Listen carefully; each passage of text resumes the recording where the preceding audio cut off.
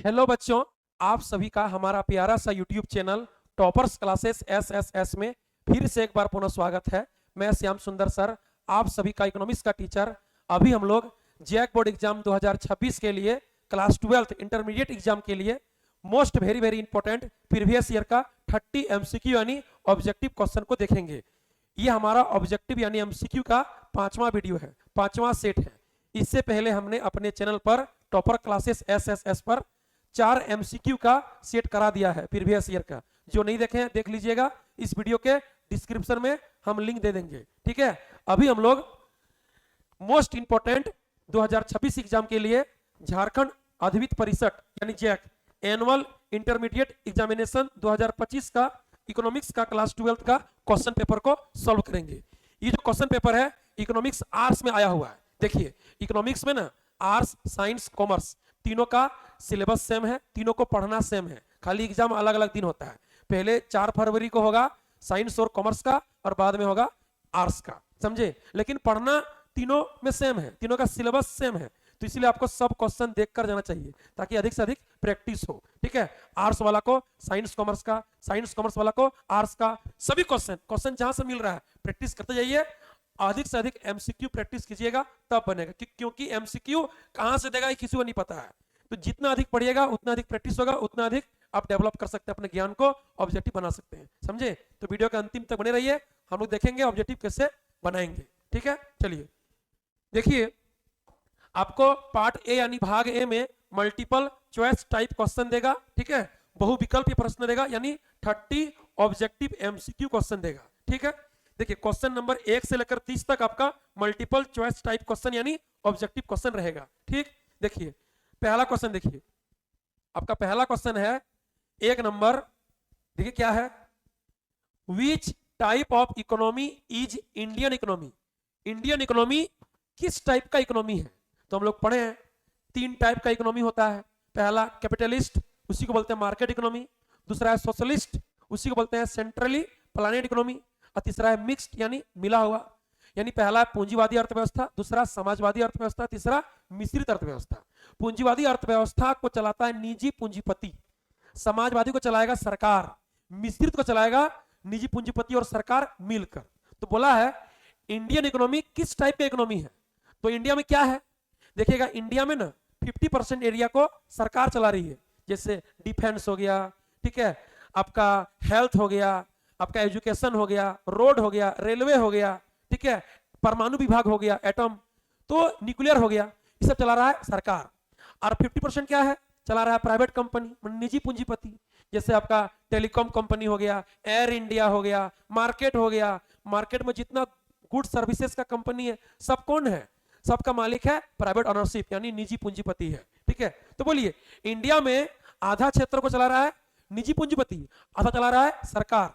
तो निजी और सार्वजनिक मिल के चला रहा है, इसको बोलेंगे मिश्रित अर्थव्यवस्था, इसको बोलेंगे मिक्स्ड इकोनॉमी। ठीक है, तो कैपिटलिस्ट तो होगा नहीं, मार्केट नहीं होगा, सेंट्रली प्लानेट नहीं होगा। ठीक है, आंसर होगा मिक्स्ड इकोनॉमी, आंसर होगा डी नंबर, आंसर होगा मिश्रित अर्थव्यवस्था। बोलेगा कैपिटलिस्ट इकोनॉमी को ही बोलते हैं मार्केट इकोनॉमी। इसका एग्जांपल क्या है, तो America, New Zealand, Japan, Germany, Australia, Singapore, ये सब हो गया। बोलेगा सेंट्रली प्लानेट इकोनॉमी यानी सोशलिस्ट इकोनॉमी का एग्जांपल क्या है, तो रूस है, चाइना है।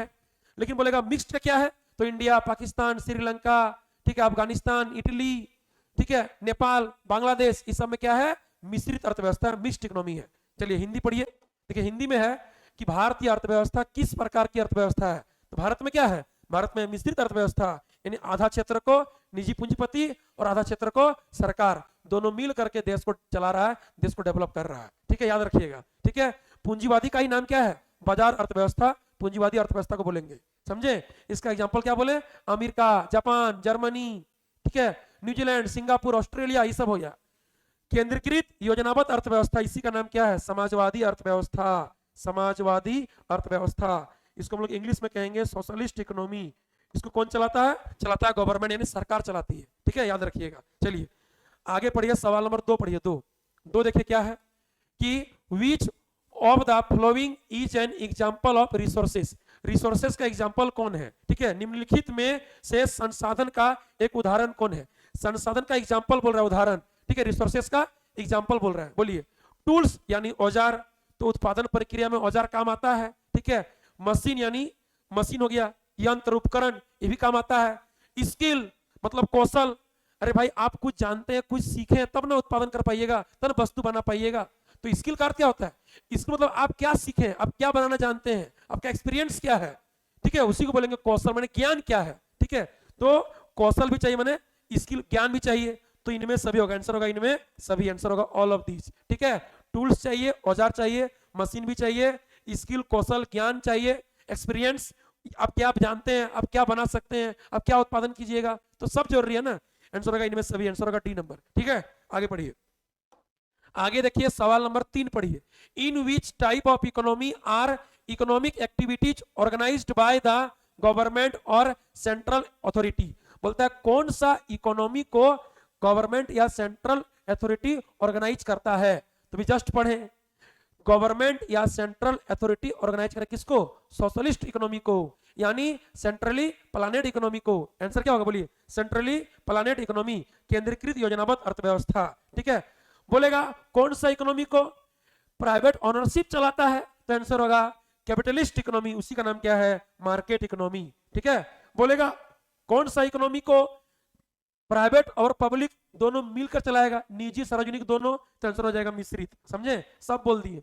आगे देखिए हिंदी पढ़िए, देखिए हिंदी में क्या है, देखिए हिंदी है, किस प्रकार की अर्थव्यवस्था में आर्थिक क्रियाकलापों का आयोजन सरकार या केंद्रीय सत्ता कर सकती है, तो सरकार या केंद्र सत्ता कौन करेगा, बोलिए केंद्र में कौन बैठा है, सरकार, क्या करेगा वो, तो केंद्रीकृत योजनाबद्ध अर्थव्यवस्था, केंद्र में योजना कौन बनाता है, सरकार, हो तो गया, आंसर होगा केंद्रीकृत योजनाबद्ध अर्थव्यवस्था, आंसर होगा सी नंबर। जब बोलेगा निजी पूंजीपति, प्राइवेट ओनरशिप, निजी उद्योगपति, तो आंसर होगा पूंजीवादी यानी बाजार अर्थव्यवस्था, ये दोनों एक ही चीज है, ठीक है। बोलेगा दोनों मिलकर, तो आंसर होगा मिश्रित, ठीक है। चलिए सब बात बोल दे रहे हैं जो एग्जाम में देगा। पढ़िए चार देखिए, चार देखिए, पढ़िए 4 नंबर सवाल को पढ़िए। Which of the following curves is negatively sloped, इनमें से किसका कर्व नेगेटिव स्लोप का है, ठीक है। निम्नलिखित में से किस वक्र की ढाल ऋणात्मक होती है, ठीक है, किसका ढाल बोल रहा है नेगेटिव होता है, ये पूछ रहा है, ठीक, तो आराम से कर लेंगे हम लोग। देखिए पहला है सप्लाई कर्व, तो सप्लाई कर्व यानी पूर्ति वक्र, तो पूर्ति वक्र तो जाते ही बाएं से दाएं ऊपर की ओर, एस एस, ये तो ऊपर जा रही है, तो जिसका ढाल जाएगा ऊपर, ठीक है, लेफ्ट टू राइट अपवर्ड, उसको बोलेंगे पॉजिटिव स्लोप, बाएं से दाएं ऊपर की ओर, ये तो नहीं होगा। बजट लाइन, देखिए बजट लाइन इस तरह का होता है, तो बाएं से दाएं नीचे की ओर, जिसका जाएगा नीचे उसी का नेगेटिव होता है, तो हो गया नेगेटिव। आगे देखिए टोटल यूटिलिटी मैंने टीयू कर्व, तो टीयू तो इस तरह का होता है, पहले बढ़ता है फिर अधिकतम मैंने स्थिर फिर गिरने लगता है, तो टीयू तो इस तरह का होता है, तो ये तो होगा नहीं, ठीक है। Total cost curve, total cost curve देखिए इस तरह का होता है, ये आपका होता है टीएफसी टोटल फिक्स कॉस्ट, ये होता है आपका टीवीसी, ठीक है, और ये होता है आपका टीसी। तो टीसी देखिए ऊपर जा रही है, ऊपर ऊपर मैंने क्या पॉजिटिव, जिसका भी स्लोप ऊपर जाएगा वो पॉजिटिव होगा, ऊपर जाएगा पॉजिटिव होगा, ऊपर जाएगा पॉजिटिव होगा। और ये तो देखिए उल्टा यू आकार का है, ये तो होगा ही नहीं, ठीक है। यहाँ देखिए लेफ्ट टू राइट देखिए, नीचे गिर रही, नीचे बाएं से दाएं नीचे की ओर, नीचे गिरने से होता है नेगेटिव स्लोप, आंसर होगा बी नंबर, ठीक है। देखिए आगे पढ़िए, आगे देखिए निम्नलिखित में से किस वक्र की ढाल ऋणात्मक होती है, तो बोलिए बजट रेखा होगा, बजट लाइन देख लीजिए बाएं से दाएं नीचे की ओर नेगेटिव स्लोप है, बाकी किसी का नहीं होगा। यदि बोलता किसका पॉजिटिव होता है, तो पॉजिटिव इसका हो जाता, पॉजिटिव इसका हो जाता, इसका हो जाता, समझे, तो पॉजिटिव नहीं बोला है, नेगेटिव बोला है ना। निम्नलिखित में किस वक्र की ढाल ऋणात्मक होती है, आंसर होगा बजट रेखा, देख लीजिए बाएं से दाएं नीचे की ओर, जिसका नीचे ढाल होगा ना उसी को बोलेंगे नेगेटिव स्लोप, समझे।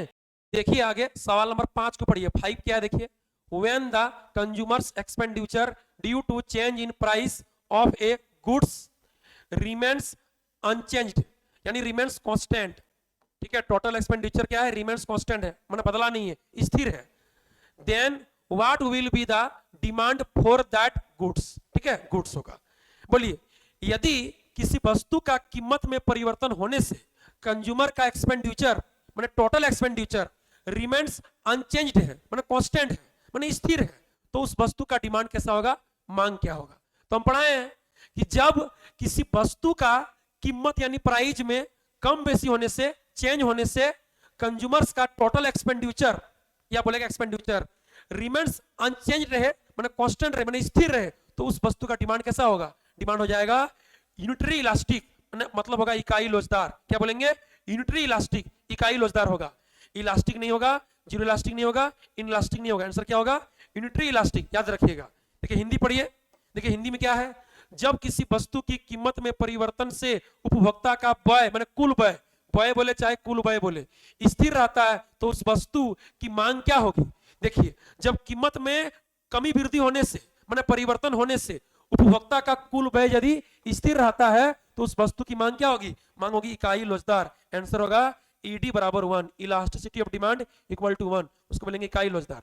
देखिए तीन बात है, याद रखिएगा, तीन बात क्या क्या है, जब किसी गुड्स का प्राइस बढ़ने से टोटल एक्सपेंडिचर घट जाए और घटने से बढ़ जाए, याद रखिएगा, कीमत बढ़ने से टोटल एक्सपेंडिचर कुल व्यय घट जाए और घटने से बढ़ जाए मतलब उल्टा, तब होगा ईडी ग्रेटर देन 1, एक से ज्यादा होगा। आगे पढ़िए सेकंड देखिए, जब कीमत बढ़ने से टोटल एक्सपेंडिचर भी बढ़ जाए और प्राइस के घटने से टोटल एक्सपेंडिचर भी क्या हो जाए, घट जाए, प्राइस बढ़ने से बढ़ जाए घटने से घट जाए, तब ये हो जाएगा ईडी लेस देन 1, याद रखिएगा लेस देन 1। तीसरा क्या है कि चाहे प्राइस बढ़े चाहे प्राइस घटे टोटल एक्सपेंडिचर कुछ नहीं हो, कुल व्यय स्थिर रहे, स्थिर, तब होगा ईडी इक्वल टू क्या 1, याद रखिएगा ईडी इक्वल टू 1। ये तीनों बात याद रखिए, ठीक है। तो देखिए यहां क्या बोला है कि वस्तु की कीमत में परिवर्तन से मतलब बढ़ने घटने से क्या बोल रहा है कि उपभोक्ता का कुल व्यय स्थिर रहता है तो उस वस्तु की मांग क्या होगी, तो मांग क्या होगी बोलिए, जब कीमत में परिवर्तन से बढ़ने घटने से कुल व्यय स्थिर है, देखिए ये वाला बात बोल रहा है, कीमत बढ़ने या घटने से टोटल एक्सपेंडिचर स्थिर है, तो क्या होगा ईडी बराबर 1, क्या हो जाएगा आपका, आपका ईडी बराबर क्या हो जाएगा 1 हो जाएगा, इसको बोलेंगे क्या, इकाई लोचदार, आंसर होगा सी नंबर। क्लियर है, कोई दिक्कत नहीं होना चाहिए।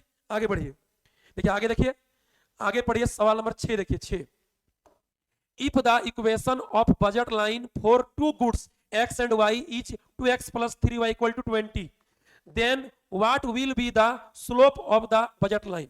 बोलता है कि एक बजट लाइन का इक्वेशन दिया है क्या, टू गुड्स के लिए 2x plus 3y equal to 20, बोल रहा है उस बजट लाइन का स्लोप क्या होगा, मतलब बजट रेखा की ढाल क्या होगी, ठीक है, बजट रेखा की ढाल क्या होगी।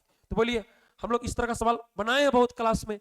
देखिए बजट लाइन का इक्वेशन क्या होता है पहला गुड्स का प्राइस इंटू पहला गुड्स एक्स प्लस दूसरा गुड्स का प्राइस इंटू दूसरा गुड्स वाई इक्वल टू क्या एम, जहां पर P1 P2 एक्स और वाई दोनों गुड्स का अलग अलग प्राइस है और एम क्या है, अमाउंट जो हम लोग अपना कमाते हैं आय, उसी को दो गुड्स खरीदते हैं बाजार में तो खर्च करते हैं, तो एम क्या है, अमाउंट है कि आप दो गुड्स के लिए कितना खर्च किए, कितना आय का व्यय किए, ठीक है। तो बोलिए अब दोनों इक्वेशन का तुलना कर दीजिए, देखिए एक्स एक्स मिल गया तो P1 क्या हो जाएगा आपका 2 हो जाएगा, देखिए वाई वाई मिल गया तो बोलिए P2 कितना हो जाएगा आपका 3 हो जाएगा और M कितना हो जाएगा 20, तो बोलिए यानी P1 का मान आ जाएगा कितना, P1 कितना हो जाएगा आपका 2, P2 कितना हो जाएगा, बोलिए P2 कितना हो जाएगा, P2 हो जाएगा 3 और M कितना हो जाएगा आपका, M हो जाएगा 20। याद रखिए एक्स एक्स मिल गया तो P1 2, वाई वाई मिल गया तो P2 3, M हो गया 20। अब बोलिए आपको बोल रहा है बजट लाइन का स्लोप, बजट रेखा की ढाल, तो हम पढ़ाए हैं बजट रेखा की ढाल क्या होती है, बोलिए पहला गुड्स का प्राइस बटा दूसरा गुड्स का प्राइस, ठीक है, और बजट रेखा की ढाल बाएं से दाएं नीचे गिरती है नीचे तो नेगेटिव स्लोप होता है, तो साइन नेगेटिव दे सकता है नहीं भी दे सकता है, ठीक है कोई दिक्कत नहीं है, आप नेगेटिव लगा सकते हैं नहीं भी लगा सकते हैं, क्योंकि नेगेटिव बताएगा कि स्लोप डाउनवर्ड है, मतलब बाएं से दाएं नीचे की ओर गिरता हुआ है। क्लियर है, चलिए अब बोलिए, तो माइनस P1 क्या है तो 2 है, अब P2 क्या है तो 3 है, तो 2/3 क्या होता है बोलिए, 2/3 कितना हो जाएगा, यानी माइनस 0 पॉइंट हो जाएगा 66, इसी को बोलेंगे माइनस 0.67, ठीक है, खोजिए देखे कहाँ है ना 0.6, आंसर होगा ए नंबर, क्या होगा आंसर, आंसर आपका ए नंबर हो जाएगा, ठीक है। तो बोलिए स्लोप यानी ढाल का सूत्र क्या होता है, पहला का प्राइस रेशियो दूसरा का प्राइस, मतलब पहला का प्राइस डिवाइडेड बाय भागा अनुपात दूसरा का प्राइस, ठीक है, इसलिए बोला जाता है बजट रेखा का ढाल दोनों गुड्स का कीमत का अनुपात होता है, प्राइस रेशियो का, प्राइस रेशियो समझे, P1 बटा P2, तो P1 कितना है 2, P2 कितना है 3, हो गया 2/3 हो जाएगा 0.66, 0.67 बोल सकते हैं, ठीक है, जो मिलेगा ऑप्शन में, ऑप्शन मिलेगा ये वाला हो जाएगा ये वाला। क्लियर है, नेगेटिव साइन दिखाता है कि स्लोप डाउनवर्ड है, गिरता हुआ है, समझे। आगे देखिए, आगे पढ़िए, दो वस्तुओं x तथा y के लिए बजट रेखा का समीकरण 2x plus 3y equal to 20 है, तो बजट रेखा की ढाल क्या होगी। आपको देखिए आपको पहले ही बोल दिया गया है कि ढाल क्या होता है P1 बटा P2, पहला का प्राइस डिवाइडेड बाय दूसरा का प्राइस, तो लिखिए ढाल बराबर, ठीक है, P1 बटा P2, तो P1 हो जाएगा 2 अब P2 हो जाएगा 3, याद रखिएगा x के साथ p1 y के साथ p2 तो हो तो गया p1 2 p2 3 तो 2/3 होता है कितना 0.66 मतलब 0.67 आंसर कितना हो जाएगा ए नंबर आंसर आपका ए नंबर हो जाएगा क्लियर है आगे बढ़िए आगे देखिए सवाल number 7 which of the following is A factor affecting the demand for a goods बोल रहा है इनमें से कौन सा फैक्टर किसी गुड्स का डिमांड को इफेक्टिव करने का है ठीक है इनमें से कौन सा फैक्टर जो है कौन सा कारक जो है वो किसी गुड्स का डिमांड को इफेक्टिंग करने का फैक्टर है तो बोलिए हम लोग पढ़े किसी वस्तु का मांग यानी डिमांड किस पर निर्भर करता है पहले तो उसका प्राइस पे वस्तु का कीमत दूसरा उपभोक्ता की आय तीसरा उपभोक्ता की रुचि चौथा जनसंख्या ठीक है पांचवा मौसम छठा भविष्य की संभावित कीमत यही सब तो होगा ठीक है क्या बोला है टेक्नोलॉजिकल प्रोसेस तो ये तो नहीं होगा ठीक है कंज्यूमर्स इनकम हाँ उपभोक्ता की आय हो जाएगा उपभोक्ता की आय होगा ठीक है क्या बोला देखिए एक्सप्लोरेशन ऑफ रिसोर्सेस ये भी नहीं होगा ठीक है फैक्टर्स प्राइस ये भी नहीं होगा देखिए ये तीनों जो है ना ये जो तीनों है ये सप्लाई को इफेक्टिव करने का फैक्टर है सप्लाई को इफेक्टिंग करने का फैक्टर याद रखिएगा बाकी खाली जो बी नंबर है कंज्यूमर्स इनकम उपभोक्ता की आय यही मांग को प्रभावित करेगा समझे देखिए आगे हिंदी पढ़िए किसी वस्तु की मांग को प्रभावित करने वाला एक कारक निम्नलिखित में कौन सा है तो मांग को प्रभावित करेगा उपभोक्ता की आय उपभोक्ता की रुचि जनसंख्या मौसम भविष्य की संभावनाएं संबंधित वस्तु की कीमत ये सब होगा ना बाकी सब जो दिया गया है ये वाला और ये वाला ये जो तीनों दिया गया है ना तीनों पूर्ति यानी सप्लाई को इफेक्टिंग करने का फैक्टर है तीनों ठीक है याद रखिएगा चलिए आगे पढ़िए सवाल नंबर देखिए 8 what is the relationship between output and factors of production called बोल रहा है कि आउटपुट और फैक्टर्स ऑफ प्रोडक्शन में क्या रिलेशनशिप है उस रिलेशनशिप का क्या नाम है ठीक है बोलिए हम लोग पढ़े हैं किसी गुड्स का जो उत्पादन की मात्रा होता है क्वांटिटी मान लीजिए एक्स गुड्स का डिपेंड करता है किस पे फैक्टर पे क्या क्या तो लैंड है लेबर है कैपिटल है इंटरप्रीनियर है उसी को बोलते हैं हम लोग क्या ए बी सी डी बोलते हैं तो जब एक चीज दूसरा चीज पे डिपेंड करेगा निर्भर रहेगा तो उसका फंक्शन बन जाएगा इसी का नाम होता है क्या इनपुट क्या बोलेंगे इसको इनपुट और इनपुट से क्या निकलता है बाहर आउटपुट बोलिए तो इनपुट और आउटपुट में जो रिलेशन बताएगा उसका नाम क्या होगा उसका नाम हो जाएगा आपका क्या प्रोडक्शन फंक्शन क्योंकि आप फैक्टर्स का यूज करके इनपुट का यूज करके आउटपुट निकालते हैं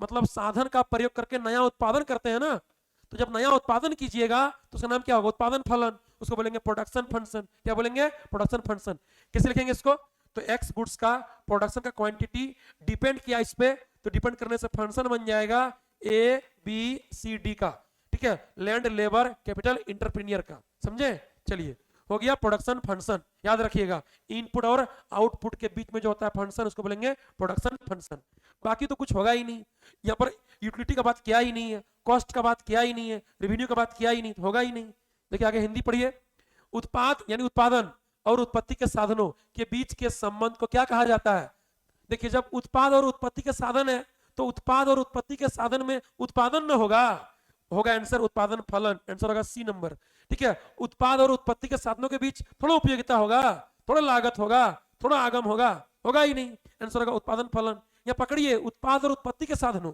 तो किसी गुड्स का जो उत्पादन की मात्रा है एक्स गुड्स का डिपेंड करता है साधनों पर ठीक है तो हो जाएगा फंक्शन एबीसीडी का लैंड लेबर कैपिटल इंटरप्रीनियर का समझे हो गया आंसर कोई दिक्कत नहीं है आगे बढ़िए आगे देखिए सवाल नंबर 9 को पढ़िए 9 पढ़िए Which of the following is an example of fixed cost?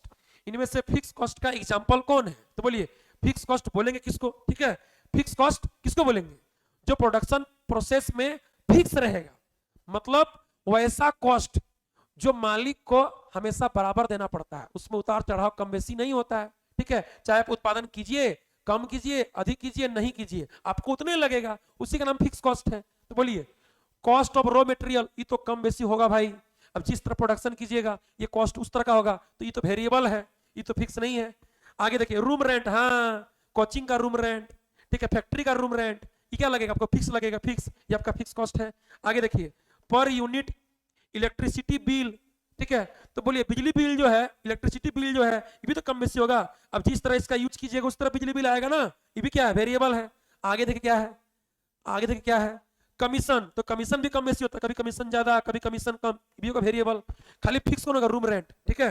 आगे देखिए हिंदी पढ़िए, देखिए हिंदी में क्या है, देखिए हिंदी है, पढ़िए हिंदी क्या है, देखिए निम्नलिखित में से स्थिर लागत का एक उदाहरण कौन है। तो स्थिर लागत कौन है, जो स्थिर रहेगा, चाहे आप उत्पादन अधिक कीजिए कम कीजिए नहीं कीजिए ज्यादा कीजिए उतने लगेगा। तो कौन होगा, होगा मकान का किराया, हो जाएगा मशीन की लागत, हो जाएगा अस्थायी कर्मचारी का वेतन। बाकी सब क्या है, बाकी सब जो देख रहे हैं ये वाला और ये वाला क्या है, आपका परिवर्तनशील लागत है, जो घटते बढ़ते रहेगा। ठीक है, परिवर्तनशील लागत है आपका, वेरिएबल कॉस्ट है। ठीक है, वेरिएबल कॉस्ट है आपका। ठीक है, याद रखिएगा कच्चे माल की लागत कम बेसी होगा, बिजली बिल कम बेसी होगा, कमीशन कम बेसी होगा। तो जो कम बेसी होगा वही तो वेरिएबल है, परिवर्तनशील। बाकी मकान का किराया या मशीन की लागत या अस्थायी कर्मचारी का वेतन क्या रहेगा, ये रहेगा आपका फिक्स। आंसर होगा बी नंबर। आगे पढ़िए, आगे देखिए सवाल नंबर 10, देखिए 10 10 पढ़िए। What type of production function do returns to scale explains. क्या बोला कि what type of production function do returns to scale explain. बोलता है कि कौन सा प्रोडक्शन फंक्शन में रिटर्न्स टू स्केल एक्सप्लेन किया जाता है। ठीक है, तो हम लोग पढ़े रिटर्न्स टू स्केल मतलब पैमाने का प्रतिफल। ठीक है, तो पूरा पैमाना परिवर्तन कब होगा, दीर्घकाल में यानी लॉन्ग पीरियड में। ठीक है, शॉर्ट पीरियड में होता है लॉ ऑफ वेरिएबल प्रोपोर्शन, परिवर्तनशील अनुपात का नियम, याद रखिएगा अल्पकाल में। क्योंकि शॉर्ट रन में यानी शॉर्ट पीरियड में अल्पकाल में कुछ फैक्टर फिक्स्ड है, स्थिर है, और कुछ फैक्टर क्या होता है, variable.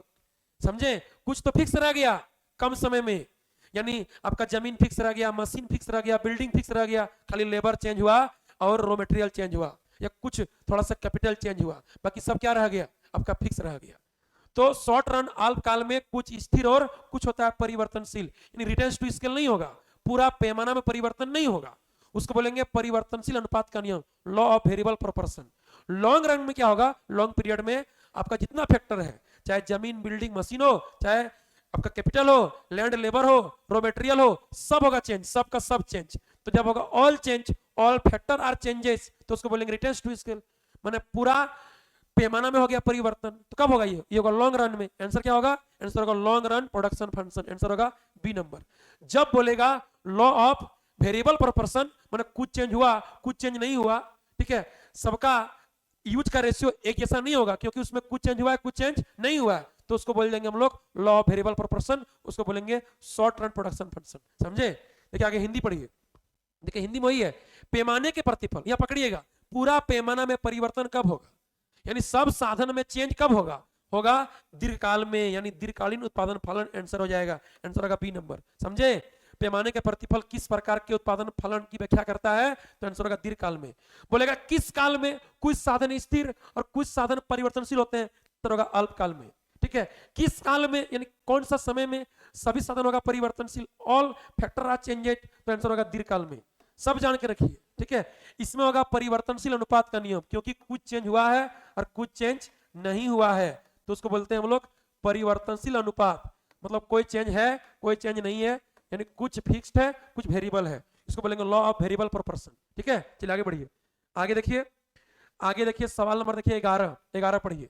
Total output of a variable factor is maximum when. बोलता है कि टोटल प्रोडक्शन जो है वो मैक्सिमम कब होता है। ठीक है, तो बोलिए कब होता है। हम लोग पढ़े हैं टोटल प्रोडक्शन मैक्सिमम तब होगा जब मार्जिनल प्रोडक्शन क्या होगा, जीरो। याद रखिएगा, टोटल प्रोडक्शन मैक्सिमम तब होगा जब मार्जिनल प्रोडक्शन क्या होगा, जीरो। देखिए बढ़िया से, ये आपका देखिए मार्जिनल प्रोडक्शन बना रहे हैं, ये एमपी पहले बढ़ती है फिर घटती है, पॉजिटिव रहती है, फिर जीरो, फिर नेगेटिव हो जाती है, एमपी।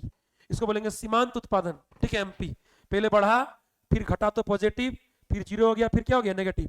और टीपी क्या होता है, टीपी पहले बढ़ती है इंक्रीजिंग रेट से, फिर डिक्रीजिंग रेट से, फिर होता है मैक्सिमम, फिर घटने लगती है। ठीक है, तो बोलिए ये मैक्सिमम कब है, जब एमपी का मान क्या है, जीरो। ठीक है, जब एमपी का मान क्या है, जीरो है, जीरो। याद रखिए ये आपका टीपी है। ठीक है, टीपी पहले बढ़ती है बढ़ती दर से, फिर घटते दर से, फिर होगा मैक्सिमम यानी अधिकतम, फिर घटने लगती है। तो बोलिए टीपी मैक्सिमम कब है, जब एमपी का मान क्या है, जीरो। बोलिए एवरेज प्रोडक्ट इज मैक्सिमम, नहीं। एवरेज प्रोडक्ट इंक्रीज, नहीं। ठीक है, मार्जिनल प्रोडक्ट इज मैक्सिमम, नहीं। मार्जिनल प्रोडक्ट इज जीरो, हाँ ये हो जाएगा आपका मार्जिनल प्रोडक्शन इज जीरो, यानी एमपी का मान क्या हो जाएगा जीरो, तब टीपी क्या हो जाएगा, तब टीपी हो जाएगा आपका मैक्सिमम, तब टीपी क्या हो जाएगा आपका मैक्सिमम हो जाएगा, समझे, याद रखिएगा। देख लीजिए यहाँ पर एमपी जब जीरो है तब टीपी क्या है, मैक्सिमम है। कोई दिक्कत है, बोले कोई दिक्कत हो रहा है आपको, कोई दिक्कत होगा ही नहीं। जब एमपी जीरो तो टीपी मैक्सिमम, एमपी जब तक पॉजिटिव है तब तक टीपी बढ़ेगा, एमपी जैसे नेगेटिव हो गया टीपी घटने लगेगा। तीन बात है, एमपी नेगेटिव टीपी घटेगा, एमपी जब तक पॉजिटिव तब तक टीपी बढ़ेगा, एमपी जैसे जीरो हो गया टीपी अब बढ़ेगा नहीं, रुक जाएगा, हो जाएगा मैक्सिमम, हो जाएगा अधिकतम, समझे। सब पहचान लीजिए, कुछ भी देगा एग्जाम में सब बनेगा। चलिए आगे पढ़िए, आगे देखिए हिंदी पढ़िए। हिंदी, परिवर्ती साधन का कुल उत्पाद अधिकतम होता है जब, तो कुल उत्पाद जो आपका टोटल प्रोडक्शन है ये आपका मैक्सिमम तब होगा जब एमपी का मान क्या हो जाएगा जीरो, यानी सीमांत उत्पाद जीरो। देख लीजिए सीमांत उत्पाद क्या होगा आपका जीरो हो जाएगा, जीरो सीमांत उत्पाद क्या हो जाएगा आपका जीरो हो जाएगा। ये आपका जो एमपी है जब जीरो होगा तब ये होगा मैक्सिमम, याद रखिएगा, ठीक है। जब एमपी हो जाएगा जीरो तो टीपी क्या हो जाएगा आपका, हो जाएगा मैक्सिमम, समझे। यानी सीमांत उत्पाद शून्य होता है तब कुल उत्पाद क्या होता है, अधिकतम होता है, ठीक है। टीपी मैक्सिमम तब होगा जब एमपी का मान क्या होगा, जीरो होगा। क्लियर है, चलिए आगे बढ़िए। आगे देखिए, आगे देखिए सवाल नंबर देखिए 12 पढ़िएगा। In which type of market are homogeneous product produce, बोलता है कौन सा मार्केट में होमोजीनियस प्रोडक्ट प्रोड्यूस होता है। तो हम लोग पढ़े हैं तीन तरह का होता है मार्केट, मार्केट तो चार तरह का होता है, ठीक है, मेनली तीन तरह का है। मेन क्या क्या है, एक है प्योर यानी परफेक्ट कंपटीशन मार्केट, जिसमें विक्रेताओं की संख्या अनेक होती है, फर्मों की संख्या अनेक होती है, एकदम मेनी होगा, और सभी फर्म सभी विक्रेता के पास क्या होगा, होमोजीनियस प्रोडक्ट यानी समरूप वस्तु, एक समान वस्तु होगा, समझे। दूसरा है मोनोपोली मार्केट, जिसमें एक ही विक्रेता यानी वन सेलर, वन फर्म होता है इंडस्ट्री में, बेचने वाला एक ही दुकानदार, एक ही फर्म होता है और एक ही वस्तु होता है।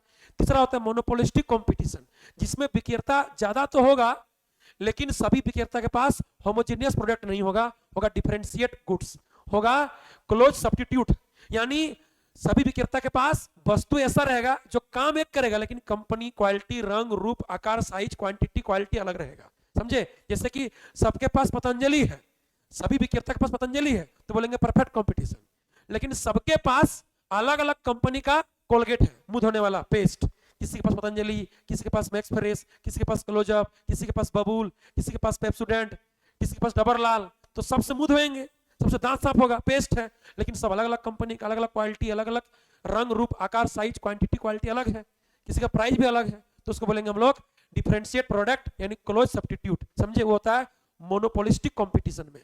और उसी का एक टाइप है ओलिगोपोली, जिसमें कुछ ही फर्म होता है, ठीक है, कुछ ही विक्रेता होता है, समझे। चलिए तो बोलिए होमोजीनियस प्रोडक्ट किसमें होगा, तो परफेक्ट कंपटीशन में हो जाएगा। बोलेगा only one product, only one seller, तो हो जाएगा मोनोपोली में, ठीक है, याद रखिएगा। बोलेगा ओलिगोपोली में, तो ओलिगोपोली में होता है कुछ ही विक्रेता, कुछ ही फर्म। बोलेगा मोनोस्पोनी में, तो मोनोस्पोनी हो गया ऐसा बाजार जिसमें एक ही क्रेता होगा, क्रेता, देखिए वन कस्टमर, ठीक है, वन कस्टमर होगा, one customer, only one, only one customer, तो उसको बोलेंगे मोनोस्पोनी। अब बोलेगा ओनली वन सेलर, ठीक है, ओनली वन सेलर, तो उसको बोलेंगे मोनोपोली, ठीक है, मोनोपोली, ठीक है। Only one customer monopsony, only one seller monopoly, ठीक है। ओलिगोपोली में कुछ विक्रेता होगा, ठीक है, कुछ ही फर्म होता है, कुछ ही विक्रेता होता है इसमें, ठीक है। चलिए आगे बढ़िए। किस प्रकार के बाजार में समरूप वस्तुओं का उत्पादन होगा, तो समरूप वस्तु हो जाएगा पूर्ण प्रतियोगिता में, ठीक है। बोलेगा एक ही वस्तु तो एकाधिकार में, ठीक है। चलिए आगे बढ़िए। आगे देखिए सवाल नंबर है 13, which curve is a supply curve for a perfectly competitive firm. क्या बोला कि परफेक्टली कॉम्पिटिटिव फर्म का सप्लाई कर्व कौन होगा, ठीक है। सप्लाई कर्व होता कैसा है, देखिए सप्लाई कर्व होता है लेफ्ट टू राइट अपवर्ड, बाएं से दाएं ऊपर की ओर, ये आपका एसएस होता है, पॉजिटिव स्लोप, बाएं से दाएं ऊपर की ओर। अब खोजिए इस तरह का कौन होगा, तो average cost curve, average cost तो इस तरह होता है भाई, ये आपका एसी हो गया। Average revenue curve, average revenue देखिए, एवरेज रिवेन्यू आपका इस तरह का होता है, ये आपका एआर हो गया, ठीक है। मार्जिनल रिवेन्यू कर्व, ये तो आपका इस तरह का होता है, ये भी नहीं होगा। आगे पढ़िए। Increasing part of marginal cost curve, देखिए मार्जिनल कॉस्ट माने क्या, एमसी कर्व, देखिए जब एसी घटती है, न्यूनतम होती है, बढ़ती है, तो एमसी भी उसी तरह घटती है फिर बढ़ने लगती है। देखिए ये बढ़ रही नहीं बढ़ रही, इसका नाम क्या है एमसी। ठीक है, एमसी पहले घटती है फिर बढ़ने लगती है। देखिए आप एमसी को देखिए और इसको देखिए, देखिए सेम है कि नहीं। यानी सप्लाई कर्व कैसा होता है, लेफ्ट टू राइट कैसा होता है, ऊपर की ओर, मतलब बाएं से दाएं ऊपर की ओर पॉजिटिव स्लोप। देखिए एमसी को देखिए, पहले एमसी घटा फिर देखिए बढ़ा। देखिए अब क्या बोला है, increasing part of marginal cost curve, यानी एमसी कर्व जब बढ़ता है, घटता तब नहीं जब बढ़ता है। देखिए घट के जब बढ़ने लगा, देखिए इस तरह का है, देखिए इस तरह का है। यानी परफेक्टली कॉम्पिटिटिव फर्म का जो सप्लाई कर्व होगा एस एस, वो बाएं से दाएं ऊपर की ओर पॉजिटिव होती है। उसी तरह कौन होती है, जो एमसी कर्व घटने के बाद जब बढ़ने लगती है बढ़ती है, तब उसी तरह एमसी कर्व भी होती है। ठीक है, तो एमसी कर्व देखिए इस तरह का है कि नहीं। तो बोले क्या आंसर होगा, आंसर हो जाएगा आपका increasing part of marginal cost curve, answer होगा डी नंबर। समझे। देखिए क्वेश्चन कैसे देता है, कैसे पकड़ना पड़ेगा आपको। देखिए ठीक है, आगे देखिए, आगे देखिए, एक पूर्ण प्रतियोगी फर्म के लिए कौन सा वक्र पूर्ति वक्र होता है। तो पूर्ति वक्र होता है इस तरह का, एस एस होता है पॉजिटिव स्लोप। तो देखिए आपका जो ऑप्शन दिया है सीमांत लागत वक्र का बढ़ता भाग, देखिए इस तरह का होता है। ये आपका एसी घटा फिर न्यूनतम हुआ फिर बढ़ने लगा, ये आपका एसी हुआ। और एमसी घटने के बाद जब बढ़ता है ना, देखिए उसका ये पार्ट देखिए और ये पार्ट देखिए, क्या है, दोनों क्या है, सेम है।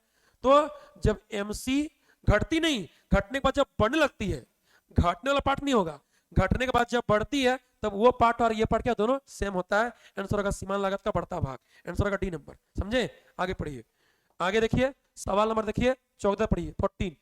Due to increase in demand of a goods the price of the goods. क्या बोला कि यदि किसी गुड्स का डिमांड इंक्रीज हो रहा है तो उसका प्राइस क्या होगा। ठीक है, बोलिए, पढ़ा तो दिए हैं। यदि किसी गुड्स का डिमांड ज्यादा होता है, बढ़ता है, तो दुकानदार उसका दाम भी क्या करेगा, बढ़ा देगा। बोलिए हाँ कि ना। यदि किसी गुड्स का डिमांड हम लोग अधिक करेंगे, अधिक अधिक खरीदेंगे, अधिक मांग करेंगे, अधिक खरीदारी करेंगे, डिमांड ज्यादा कर देंगे, तो दुकानदार क्या करेगा, जब उतना सप्लाई नहीं कर पाएगा तो दाम क्या करेगा, बढ़ा देगा भाई। जब हम लोग किसी गुड्स का डिमांड अधिक करेंगे ना, क्या बोला है, due to increase in demand for a goods the price of the goods. यानी डिमांड इंक्रीज होने से ज्यादा ज्यादा मांग बढ़े, खरीदारी बढ़ेगा, तो दुकानदार दाम क्या करेगा भाई, बढ़ा देगा दाम। यानी क्या होगा, डिक्रीज नहीं, क्या होगा, इंक्रीज होगा। आंसर होगा बी नंबर। देखिए आगे हिंदी पढ़िए। देखिए हिंदी में क्या है, किसी वस्तु की मांग बढ़ने से वस्तु की कीमत में क्या होगा। तो जब हम लोग बेसी मांग करेंगे, बेसी बेसी खरीदेंगे, डिमांड करेंगे ज्यादा, दुकानदार प्राइस बढ़ा देगा। आंसर होगा वृद्धि होती है। ठीक है, आगे पढ़िए, आगे देखिए 15 पढ़िए। In equilibrium price situation. बोले इक्विलिब्रियम प्राइस क्या होता है। इक्विलिब्रियम प्राइस मतलब ऐसा प्राइस जिस पर डिमांड सप्लाई बराबर है। यानी हम किसी गुड्स का जितना डिमांड करेंगे, दुकानदार उतने सप्लाई करेगा, दोनों बराबर होगा, तो प्राइस ना तो बढ़ेगा ना प्राइस घटेगा। प्राइस क्या होगा, नो चेंज। यानी प्राइस में कोई परिवर्तन नहीं होगी, प्राइस स्थिर रहेगी। प्राइस क्या रहेगी, स्थिर रहेगी। इसी को बोलेंगे इक्विलिब्रियम प्राइस। तो हम लोग जितना डिमांड करेंगे, दुकानदार जब उतने सप्लाई करेगा, मतलब मेरा जितना मांग है, खरीदारी है, दुकानदार जब उतने पूर्ति करेगा, दोनों जब बराबर हो जाएगा, तो ना तो प्राइस बढ़ेगा ना प्राइस घटेगा। आंसर होगा नो चेंज, मतलब कीमत में कोई परिवर्तन नहीं होती है। पढ़िए क्या बोला, इन इक्विलिब्रियम प्राइस सिचुएशन क्या होगा, बोलिए, demand and supply are equal, मांग पूर्ति बराबर होगा। ठीक है, देखिए हिंदी में क्या है, संतुलन कीमत की स्थिति में, संतुलन कीमत की स्थिति में क्या होता है, बोलिए, संतुलन कीमत में क्या होता है, मांग पूर्ति दोनों क्या होता है, बराबर होगा। डिमांड सप्लाई क्या होगा, इक्वल होगा, इक्वल बराबर होगा। आंसर होगा सी नंबर। यहां तक सवाल है माइक्रो का, यानी फर्स्ट बुक व्यष्टि अर्थशास्त्र का माइक्रो का 15 क्वेश्चन देगा। अब देखेंगे 16 नंबर किससे, मैक्रो से, यानी सेकंड बुक से। ठीक है, पढ़िए। देखिए 16 क्या है, what does the word macro in macro economics mean. बोलता है कि मैक्रो इकोनॉमिक्स में मैक्रो का अर्थ क्या होता है। तो मैक्रो इकोनॉमिक्स में मैक्रो का अर्थ क्या होता है, बड़ा यानी व्यापक। बोले क्या होगा, स्मॉल नहीं, आंसर क्या होगा, लार्ज। आंसर आपका ए नंबर लार्ज हो जाएगा। देखिए मैक्रो का अर्थ क्या होगा, लार्ज यानी बड़ा। लेकिन बोलेगा माइक्रो का अर्थ क्या होगा, तो माइक्रो का मतलब हो जाएगा छोटा, क्या हो जाएगा, स्मॉल। देखिए है ना स्मॉल, है ना स्मॉल लिखा हुआ। तो माइक्रो मतलब छोटा यानी स्मॉल, और मैक्रो मतलब बड़ा यानी लार्ज। ठीक है, उसको बोलेंगे विशाल। समझे। पढ़िए आगे, समष्टि और शास्त्र में समष्टि शब्द का क्या अर्थ है, तो बड़ा है। बोलेगा व्यष्टि और शास्त्र में व्यष्टि यानी माइक्रो का अर्थ क्या है, तो छोटा है। जो बोलेगा आंसर हो जाएगा। आगे पढ़िए, आगे देखिए 17, in the situation of inflation. बोलिए इन्फ्लेशन का अर्थ क्या होता है, महंगाई। इन्फ्लेशन का हिंदी होता है महंगाई, उसको हम लोग बोलेंगे मुद्रास्फीति। बोलिए महंगाई माने क्या, जब वस्तु की कीमत में वृद्धि हो जाए और जो मुद्रा का मूल्य है, जो मुद्रा का वैल्यू है वो घट जाए, उसी सिचुएशन का नाम होता है महंगाई यानी इन्फ्लेशन। याद रखिएगा। अच्छा बोलिए तो दिनों दिन वस्तु का दाम क्या हो रहा है? बढ़ रहा है। और मुद्रा का वैल्यू माने मुद्रा का मूल्य क्या हो रहा है? घट रहा है। मुद्रा का मूल्य घटने का अर्थ क्या है? 500 रुपये 400 रुपया हो गया, 100 रुपया 50 हो गया, 50 रुपया 20 हो गया? नहीं, बात समझिए। वस्तु का कीमत दिनों दिन क्या हो रहा है? बढ़ रहा है। तो मुद्रा का मूल्य घट रहा है, मतलब मुद्रा का वैल्यू घट रहा है। इसका मीनिंग समझे कि पहले जितना रुपया में जितना वस्तु मिलता था, अब उतना रुपया में वस्तु कम मिल रहा है। अब उतना वस्तु पाने के लिए हमको अधिक रुपया देना पड़ रहा है। इसका मतलब मुद्रा का मूल्य घट गया, मुद्रा का कार्य करने का क्षमता घट गया। समझिए, पहले 50 रुपया में, आज से 5 साल पहले 50 रुपया में मिलता 2 किलो मुढ़ी, अब मिल रहा है 1 किलो मुढ़ी। तो आज से 5 साल पहले 50 रुपया में 2 किलो मुढ़ी, आज मिल रहा है 1 किलो मुढ़ी। तो 50 रुपए का काम करने का क्षमता क्या हो गया? घट गया। पहले 50 रुपये में 2 किलो मुढ़ी था, मिलता था, अब मिल रहा है 1 किलो मुढ़ी। तो 50 रुपए का काम करने का क्षमता क्या हो गया? अभी 1 किलो हो गया, पहले 2 किलो था। तो यानी मूल्य घट गया, मुद्रा का मूल्य घट गया, मुद्रा का वैल्यू घट गया और वस्तु का दाम बढ़ गया। इसी को बोलते हैं इन्फ्लेशन, माने महंगाई। याद रखिएगा, वस्तु की कीमत बढ़ती है और मुद्रा का मूल्य घटती है। ठीक है, खोजिए option. Price of goods decreases, नहीं, प्राइस ऑफ गुड्स इंक्रीजेज, हाँ यही तो महंगाई है। वैल्यू ऑफ मनी इंक्रीजेज, नहीं, मुद्रा का वैल्यू घट गया है। यानी महंगाई किसको बोलेंगे? इन्फ्लेशन क्या है? जब वस्तु का कीमत बढ़ेगा अब मुद्रा का वैल्यू घटेगा। यानी हम लोगों को अब वस्तु खरीदने के लिए ना, अब उतने सामान खरीदने के लिए जितना पहले खरीदते थे, 82 रुपया देना पड़ रहा है। यानी पहले वाला रुपया में उतना वस्तु खरीद नहीं पा रहे हैं, कम खरीद पा रहे हैं, क्योंकि दाम बढ़ गया वस्तु का। समझे? तो वस्तु का कीमत बढ़ना, मुद्रा का मूल्य घटना महंगाई होता है। ठीक है, तो क्या होगा? प्राइस ऑफ गुड्स इंक्रीजेज, या तो बोलेंगे value of money decreases, increases नहीं डिक्रीजेज। मुद्रा का मूल्य घटता है, वस्तु कीमत बढ़ता है। ठीक है, हिंदी पढ़िए। देखिए हिंदी क्या पढ़िए। मुद्रास्फीति में महंगाई की स्थिति में क्या होता है? वस्तुओं की कीमत में वृद्धि होती है, वस्तु का दाम बढ़ जाता है। अब बोलेगा मुद्रा का मूल्य तो बढ़ता नहीं है, घटता है। मुद्रा का मूल्य घट जाता है, वस्तु का कीमत बढ़ जाता है। समझे? आगे पढ़िए, आगे देखिए। आगे सवाल नंबर देखिए 18। When was the book the general theory of employment interest and money publish? बोलता है कि the general theory of employment interest and money जो बुक है वो कब पब्लिश हुआ है? तो पब्लिश हुआ है कब? 1936 में। ठीक है, कौन किया है पब्लिश? याद रखिएगा, ये बुक किसने लिखा है? John Maynard Keynes, JM Keynes. ठीक है, याद रखिएगा, JM कीन्स। ठीक है, JM Keynes, John Maynard Keynes, जो मैक्रो इकोनॉमिक्स का फादर है, फादर ऑफ मैक्रो इकोनॉमिक्स, यानी समष्टि और शास्त्र का जनक।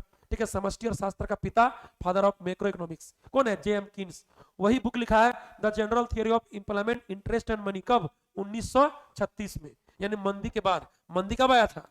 मंदी आया था 1929-30 में मंदी आया था। कब तक चला था? 1933 तक चला था। ठीक है, 1929-30 में आया था मंदी। ठीक है, उसके बाद 1936 में ये बुक पब्लिश किया कौन? JM कीन्स ने। ठीक है, जो मैक्रो का फादर है, याद रखिएगा। ठीक है, the general theory of employment interest and money नामक पुस्तक का प्रकाशन कब हुआ था? तो 1936 में। किसने किया था?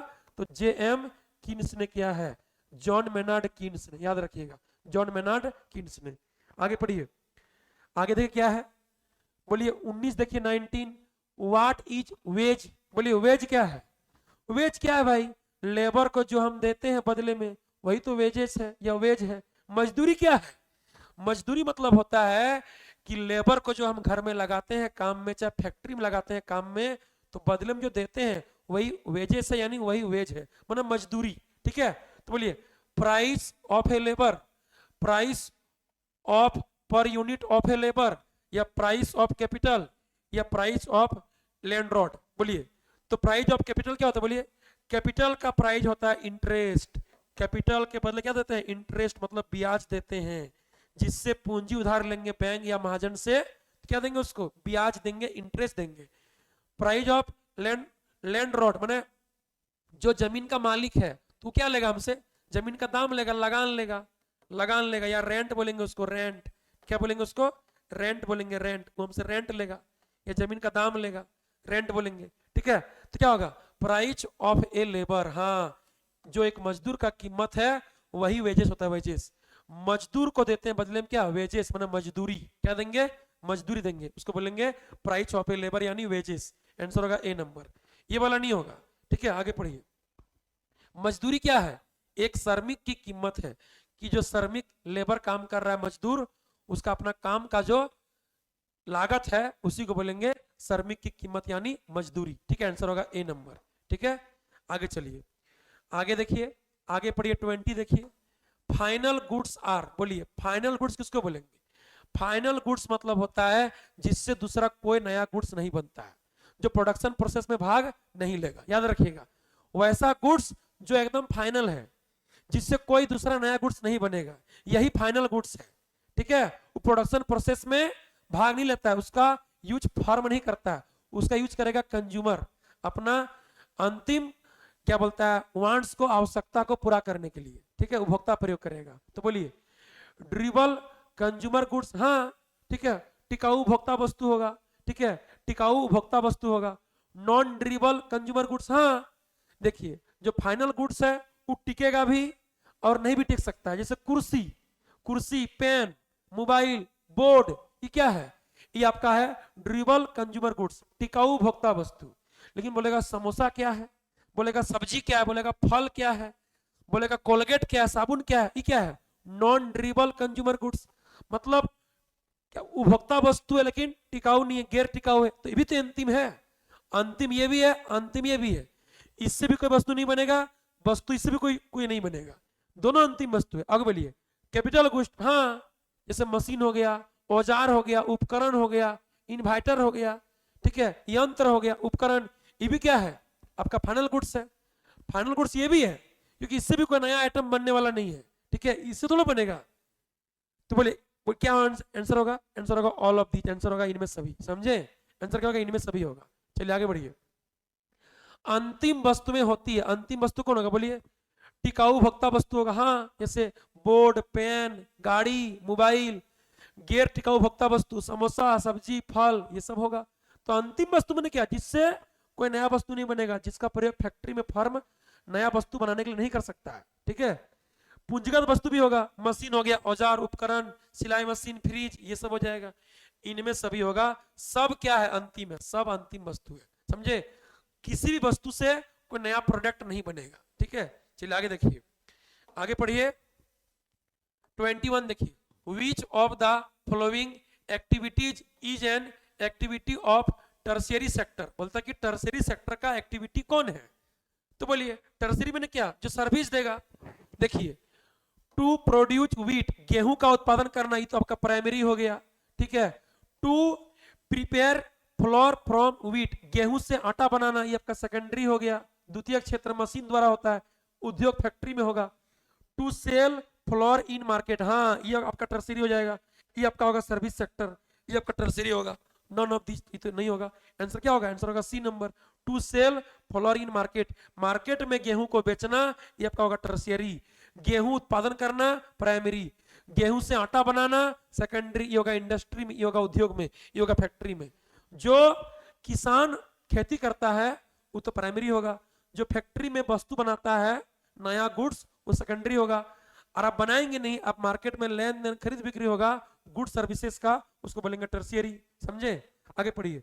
निम्नलिखित में से तृतीय क्षेत्र का एक गतिविधि कौन है? तृतीय क्षेत्र का उदाहरण कौन है?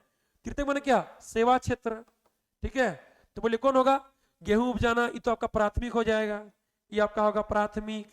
ठीक है, गेहूं से आटा तैयार करना द्वितीय, ये आपका उद्योग में होता है, इसको बोलेंगे विनिर्माण।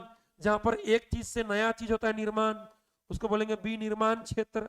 ठीक है, आटे को बाजार में बेचना, ये आपका होगा तृतीयक माने सेवा क्षेत्र। याद रखिएगा, संचार, परिवहन, बैंकिंग, बाजार, व्यापार, दुकानदार, ये सब क्या होता है? होता है तृतीय क्षेत्र।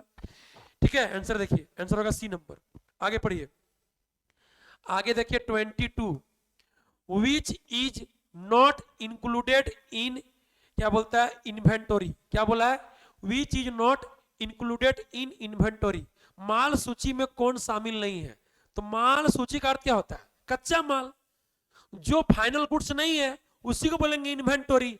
इन्वेंटोरी में क्या होता है? माल सूची। याद रखिएगा, माल सूची। माल सूची का अर्थ क्या होगा?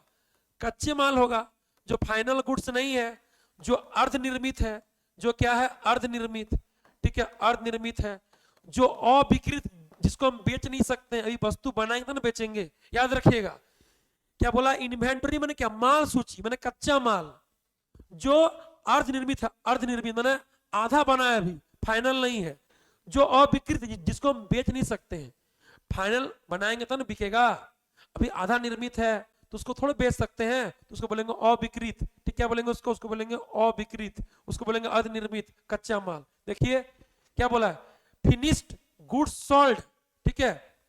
देखिए क्या बोल रहा है कि माल सूची में शामिल नहीं है, अरे भाई यही शामिल नहीं है, जो बेचने के लिए फिनिश्ड है वो थोड़ा कच्चा माल होगा, यही वाला आपका आंसर होगा, ठीक है। जो फिनिश्ड गुड्स सोल्ड है मैंने जो बेचने के लिए अंतिम वस्तु है, ठीक है, वो आपका थोड़ा माल सूची में आएगा, कच्चा माल आना चाहिए होगा, अर्धनिर्मित वस्तु होगा, अविकृत वस्तु पढ़िए रॉ मटेरियल, ये तो होगा माल सूची में, ठीक है। अनसोल्ड जो हम बेच नहीं सकते हैं, अनसोल्ड फिनिश्ड गुड्स मतलब फिनिश्ड तो है लेकिन बेचने के लिए नहीं है, तो ये भी आपका आ जाएगा माल सूची में, ये भी होगा, ठीक है। सेमी फिनिश्ड गुड्स माने अर्धनिर्मित वस्तु, ये भी आपका होगा माल सूची में, तो माल सूची में रॉ मटेरियल होगा, अनसोल्ड फिनिश्ड गुड्स होगा, सेमी फिनिश्ड गुड्स होगा, ये सब होगा। कौन नहीं होगा, आंसर होगा ये वाला, जो फिनिश्ड है और सोल्ड के लिए है मैंने बेचने के लिए है, वो थोड़ा माल सूची में आएगा, थोड़ा कच्चा माल में आएगा, ये आपका आंसर होगा ए नंबर। देखिए हिंदी पढ़िए, देखिए हिंदी क्या है, माल सूची में क्या शामिल होता है, तो माल सूची में कच्चा माल होता है, और विकृत निर्मित वस्तु होगा जो बेचने के लिए नहीं है वो भी होगा, अर्धनिर्मित वस्तु होगा, विकृत निर्मित वस्तु नहीं होगा, जो बेचने के लिए निर्मित है फाइनल है वो थोड़ा कच्चा माल में आएगा, ये नहीं आएगा, आंसर होगा ए नंबर। आगे पढ़िए, आगे देखिए 23 पढ़िए, what is the difference between GNP and GDP called, बोलता है जीएनपी और जीडीपी का डिफरेंस क्या कहलाता है, तो देखिए जीएनपी में क्या होता है जीडीपी अब प्लस होता है एनएफआईए, इसको बोलेंगे net factor income from abroad, और जीडीपी में जीडीपी है, तो बोलिए जीएनपी में क्या है, जीएनपी में जीडीपी प्लस विदेशों से प्राप्त शुद्ध साधन आय, क्या बोलेंगे इसको हिंदी में विदेशों से प्राप्त शुद्ध साधन आय, यानी जीएनपी में ना एक लेखा वर्ष में किसी देश के घरेलू सीमा के अंदर उपस्थित सभी उत्पादकों द्वारा उत्पादित अंतिम वस्तुओं एवं सेवाओं का बाजार मूल्य जीडीपी है, प्लस विदेशों से प्राप्त शुद्ध साधन आय net factor income from abroad NFIA भी है, और जीडीपी में सिर्फ जीडीपी है, तो बोलिए बोल रहा है जीएनपी एंड जीडीपी का डिफरेंस क्या होगा, तो जीएनपी में ये सब है और जीडीपी है, दोनों का डिफरेंस कर दीजिए, तो बोलिए क्या हो जाएगा GDP plus NFIA minus GDP, cut जाए क्या बचेगा, बोलिए बचेगा क्या आपका एनएफआईए बचेगा, और एनएफआईए का अर्थ क्या होता है net factor income from abroad, बोलिए आंसर क्या होगा आपका, आंसर क्या हो जाएगा, आंसर होगा सी नंबर, आंसर क्या हो जाएगा net factor income from abroad माने क्या एनएफआईए हो गया, यानी जीडीपी में सिर्फ देश के घरेलू सीमा के अंदर वाला उत्पादन का मूल्य है, और जीएनपी में देश के अंदर वाला जीडीपी भी है और विदेशों से प्राप्त शुद्ध साधन आय भी है, यानी net factor income from abroad NFIA भी है, तो इसमें GDP plus NFIA minus GDP, GDP GDP cut गया, जीडीपी जीडीपी कट गया, क्या बच गया एनएफआईए, आंसर हो गया, ठीक है। आंसर क्या होगा net factor income from abroad, answer C number होगा। देखिए हिंदी पढ़िए, देखिए हिंदी में क्या है जीएनपी तथा जीडीपी का अंतर क्या होता है, तो बोलिए जीएनपी और जीडीपी का अंतर क्या होगा, तो जीएनपी में जीडीपी प्लस विदेशों से प्राप्त शुद्ध साधन आय एनएफआईए और माइनस जीडीपी, ये कट गया क्या बच गया एनएफआईए, उसी को बोलेंगे विदेशों से प्राप्त शुद्ध साधन आय net factor income from abroad. आगे चलिए, आगे देखिए 24, which of the following is a characteristics of money, क्या बोला कि which of the following is a characteristics of money, money का विशेषता कौन है, ठीक है, मनी का एक विशेषता कौन है, यानी निम्नलिखित में से मुद्रा की एक विशेषता कौन सी है, ठीक है, मुद्रा का विशेषता मैंने मुद्रा का गुण बोल रहा है, गुण, तो पढ़िए मनी इज पेरिसेबल गुड्स, क्या मनी जल्दी नाश होता है, मनी शीघ्र नष्ट होने वाली वस्तु है, नहीं मनी टिकाऊ होता है, मनी का जो वैल्यू है वो स्थिर रहता है लंबे समय तक, मनी यानी मुद्रा खराब नहीं होगा, ये बात गलत है। आगे पढ़िए, accumulation cost of money is high, Hindi में मुद्रा की संचय लागत अधिक होती है? नहीं, मुद्रा को संचित करना आसान है, ठीक है, मुद्रा की संचय लागत अधिक नहीं होती है, ये बात गलत है। आगे पढ़िए, मनी इज यूनिवर्सली एक्सेप्टेड, हाँ मनी हर जगह स्वीकार होगा, ठीक है, मुद्रा सार्वभौमिक रूप से स्वीकार है, मुद्रा को हर कोई स्वीकार करेगा, कोई भी इनकार नहीं कर सकता है, क्योंकि मनी क्या है, यूनिवर्सली एक्सेप्टेड है। मतलब मनी ही एक माध्यम है जिसको बोलेंगे सर्वमान्य विनिमय का माध्यम, जो हर जगह मनी का प्रयोग होता है लेन देन में। किसी गुड सर्विसेज को हम लोग खरीदते हैं, बेचते हैं, लेन देन करते हैं, तो मनी का ही लेन देन होता है, बदले में वस्तु सेवा के बदले में मनी का ही एक्सचेंज होता है, याद रखिएगा, ठीक है। तो मनी क्या है, हर जगह स्वीकार है, यूनिवर्सली एक्सेप्टेड होगा, ठीक है, मुद्रा सार्वभौमिक रूप से स्वीकार है। आंसर होगा क्या, आंसर होगा सी नंबर। आंसर क्या होगा आपका, सी नंबर। ऑल नहीं होगा, मुद्रा एक नाशवान वस्तु है क्या, मुद्रा जल्दी नाश होता है? नहीं, मुद्रा की संचय लागत अधिक है, मुद्रा को संचित करना आसान है, कोई संचय लागत नहीं है, ठीक है। जैसे हम कोई चीज रखते हैं तो खराब हो जाता है तो देना पड़ता है दवाई उसमें, तब वो ठीक रहता है। जैसे हम लोग बहुत सारा चीज खाते हैं, पैकेट के अंदर रहता है तो उसमें बहुत सारा केमिकल रसायन का प्रयोग किया जा रहा है, तब वो सुरक्षित है। लेकिन मुद्रा को रखना आसान है, उसमें कोई संचय लागत नहीं लगता है, ठीक है। तो आंसर होगा आपका मुद्रा सार्वभौमिक रूप से स्वीकार है, ये बात क्या है, गलत है, ठीक है। आंसर होगा सी नंबर। आगे पढ़िए, आगे देखिए, आगे 25 देखिए, विच of the following banks is the central bank of India. बोलता है इंडिया का सेंट्रल बैंक का नाम क्या है, तो इंडिया का सेंट्रल बैंक का नाम क्या है, क्या नाम है, रिजर्व बैंक ऑफ इंडिया यानी आरबीआई है। क्या नाम है, आरबीआई। बोलेगा आरबीआई का स्थापना कब हुआ था, इस्टेब्लिश तो 1935 में, 1 अप्रैल 1935 में। बोलेगा आरबीआई का राष्ट्रीयकरण कब हुआ, यानी नेशनलाइज कब हुआ, तो आंसर होगा 1 जनवरी कब, 1949 में। बोलेगा आरबीआई का अभी वर्तमान हेडक्वार्टर कहाँ है, मुख्यालय कहाँ है, तो मुंबई। कहाँ है आरबीआई, आरबीआई का मुख्यालय कहाँ है, मुंबई है, मुंबई, याद रखिएगा, ठीक है। सब बात बोल दिए, स्थापना 1 अप्रैल 1935, ठीक है। बोलेगा राष्ट्रीयकरण नेशनलाइज 1 जनवरी 1949, ठीक है। इंडिया का सेंट्रल बैंक का नाम क्या है, आरबीआई, ठीक। बोलेगा एसबीआई क्या है, सेंट्रल बैंक ऑफ इंडिया क्या है, बैंक ऑफ इंडिया क्या है, तो ये सब क्या है, ये सब है कॉमर्शियल बैंक, ये सब क्या है आपका कॉमर्शियल बैंक यानी व्यापारिक बैंक, याद रखिएगा। ये सब सब जितना भी है ए बी सी, ये सब सब क्या है आपका कॉमर्शियल बैंक है, ठीक है, व्यापारिक बैंक है। किस बैंक को भारत का केंद्र बैंक का दर्जा प्राप्त है, रिजर्व बैंक ऑफ इंडिया यानी आरबीआई को भारत का केंद्र बैंक, सेंट्रल बैंक कहा जाता है, सर्वोच्च बैंक, सबसे ऊंचा बैंक, समझे, रिजर्व बैंक ऑफ इंडिया। बाकी सब जो है state bank of India, bank of India, central bank of India, ये सब क्या है, ये सब सब व्यापारिक बैंक है। क्या बोलेंगे इसको, इसको हम लोग व्यापारिक बैंक बोलते हैं। क्लियर है, चलिए आगे बढ़िए। देखिए आगे देखिए 26 देखिए, the value of which of the following variables is between 0 and 1। 0 and 1 के बीच में किसका वैल्यू होता है, तो हम लोग पढ़े हैं, बोलिए किसका होता है, 0 और 1 के बीच किसका मान होता है, बोलिए 0 और 1 के बीच, बोलिए किसका मान होता है, हम लोग पढ़े ना, एमपीसी या एमपीएस का जो वैल्यू होता है वो 0 एवं 1 के बीच होता है। हम लोग पढ़े हैं, क्या पढ़े हैं बोलिए, कि 0 से अधिक किंतु 1 से कम, किंतु 1 से कम होता है किसका मान, एमपीसी या एमपीएस का मान, याद रखिएगा। 0 और 1 के बीच होता है यानी 0 से अधिक और 1 से कम होता है, ठीक है। बोलिए क्या होगा, मार्जिनल प्रोपेंसिटी टू कंज्यूम यानी एमपीसी, चाहे या तो बोल देगा MPS, marginal propensity to saving, ये भी हो सकता है। आंसर होगा ए नंबर। हम लोग पढ़े, सब चीज तो पढ़ा हुआ चीज है, ठीक है। आगे पढ़िए, देखिए निम्न में से किस चर का मान, माने किसका मान 0 और 1 के बीच होता है, किसका होता है, उपभोग की सीमांत प्रवृत्ति, मार्जिनल प्रोपेंसिटी टू कंज्यूम या तो marginal propensity to saving. MPC MPS का मान क्या होता है, 0 और 1 के बीच होता है। आंसर होगा ए नंबर।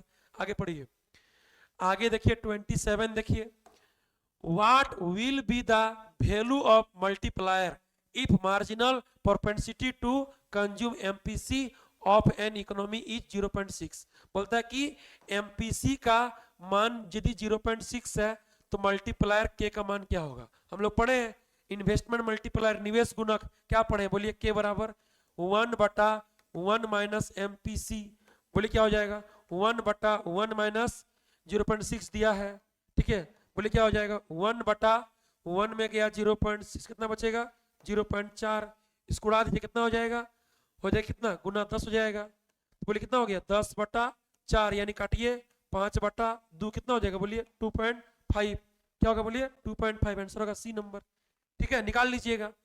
देखिए एमपीसी का मान 0.6 है, के का मान निकालने बोला है, तो के बराबर क्या होता है निवेश गुणक, इन्वेस्टमेंट मल्टीप्लायर क्या होता है बोलिए 1/1 माइनस एमपीसी, 1/1 माइनस 0.6, तो 1 हो जाएगा 0.4, पॉइंट को उड़ाइए हो जाएगा 10, ऊपर में 10/4 मतलब 5/2 यानी 2.5 हो गया। यदि बोल देगा कि एमपीएस का मान दिया है मान लीजिए 0.4, तो के का मान क्या होगा, ठीक है, तो निकाल लेंगे के बराबर 1 क्या होता है एमपीएस, याद रखिएगा एमपीसी में ये वाला होगा और एमपीएस में क्या होगा 1/एमपीएस, ठीक है, तो क्या होगा बोलिए 1/0.4, उड़ाइए 10 हो जाएगा, काट दीजिए 5/2, आंसर होगा 2.5, यानी आपको एमपीएस 0.4 देगा, के का मान पूछेगा, एमपीसी 0.6 देगा, के का मान पूछेगा, आप निकाल सकते हैं आराम से, ठीक है, आंसर क्या होगा सी होगा। यदि किसी अर्थव्यवस्था में उपभोग की सीमांत प्रवृत्ति एमपीसी 0.6 है तो निवेश गुणक का मान क्या हो जाएगा होगा 2.5, आंसर होगा 2.5।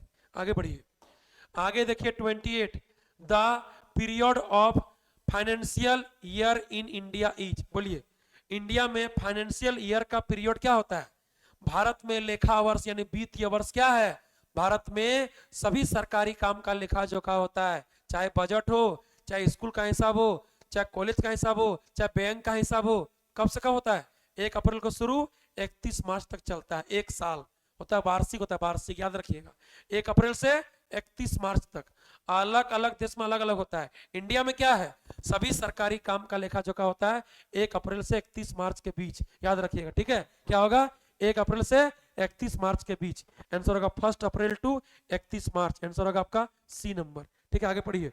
भारत में वित्तीय वर्ष बोल देगा, चाहे आपको लेखा वर्ष बोल देगा, ठीक है, कि अवधि क्या होती है, तो 1 अप्रैल से 31 मार्च, आंसर होगा सी नंबर, ठीक है, आगे पढ़िए।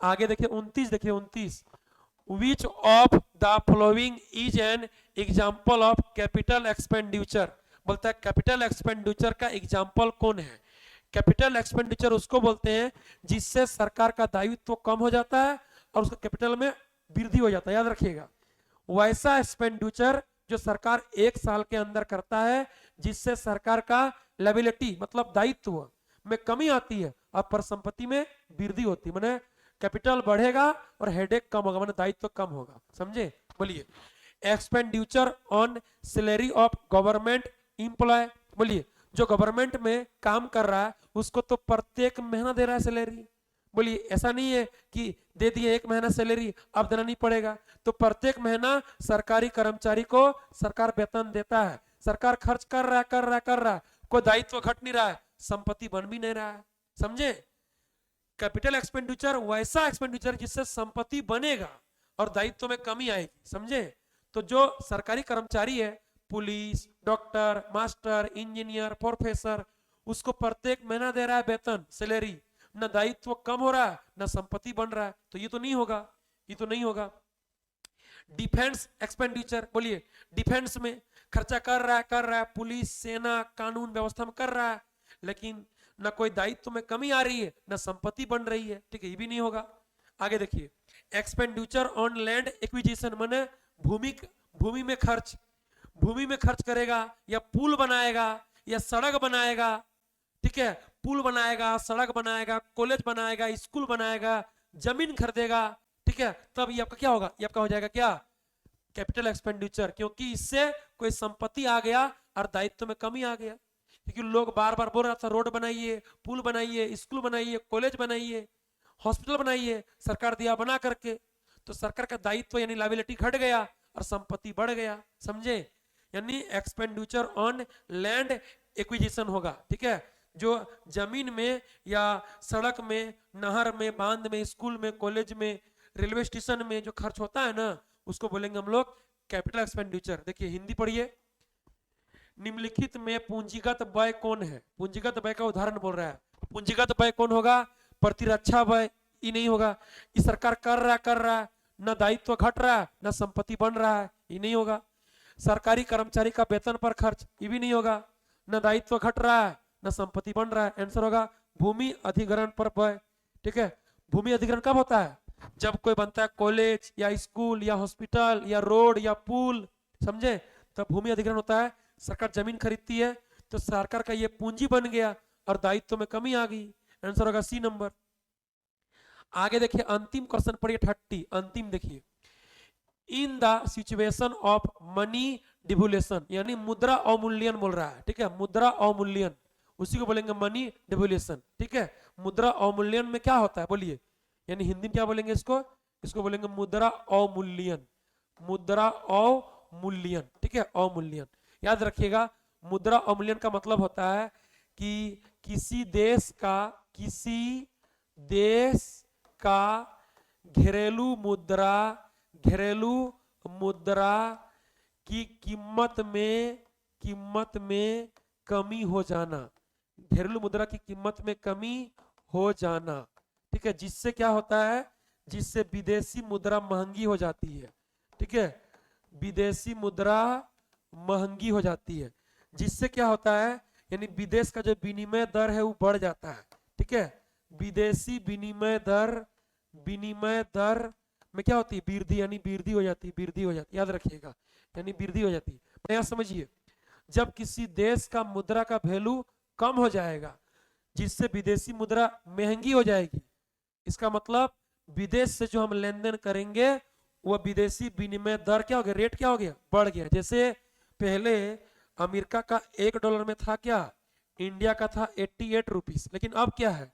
अब बोलिए क्या है? अभी देखिएगा $1 में कितना है? तो अभी अमेरिका का $1 में कितना है? लगभग 90 रुपीस प्लस है। प्लस, इससे अधिक है, इससे कम नहीं है, 90 रुपीस प्लस है। तो बोलिए ये क्या हुआ? ये भारत को अब 88 के जगह 90 रुपीस देना पड़ेगा, या 90 रुपीस से देना पड़ेगा ज्यादा। इसका मतलब विदेशी विनिमय दर बढ़ गया, विदेशी मुद्रा महंगी हो गया और देश का मुद्रा सस्ती हो गया। समझे? पढ़िए, the value of domestic money increases, नहीं, डोमेस्टिक मनी तो डिक्रीजेज हुआ ना। ठीक है, exchange rate decreases, exchange rate तो बढ़ा है ना, नहीं, एक्सचेंज रेट इंक्रीजेज होगा, इंक्रीज। आंसर होगा सी नंबर। ठीक है, एक्सचेंज रेट बढ़ गया और घरेलू मुद्रा का वैल्यू घट गया।